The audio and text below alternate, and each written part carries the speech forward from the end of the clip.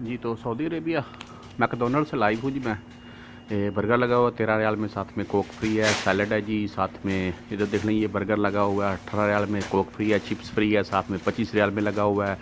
तो मोस्टली भी डिस्काउंट है जी। आइसक्रीम चल रही है 3 रियाल में, 31 रियाल का बर्गर चल रहा है।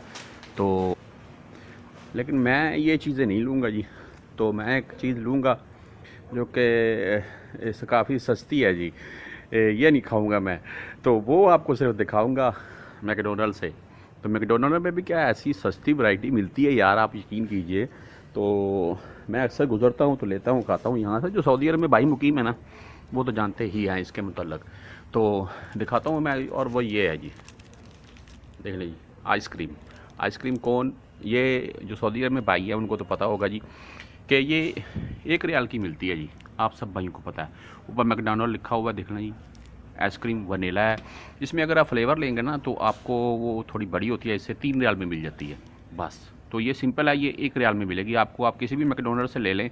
और ये मैकडोनल्ड, KFC, हरफी, ताज़ा, जलबेक, सब जितने भी फास्ट फूड की वैरायटी है ना, सबसे सस्ती इन्हीं के पास है। ये 1 रियाल की दे रहे हैं ये।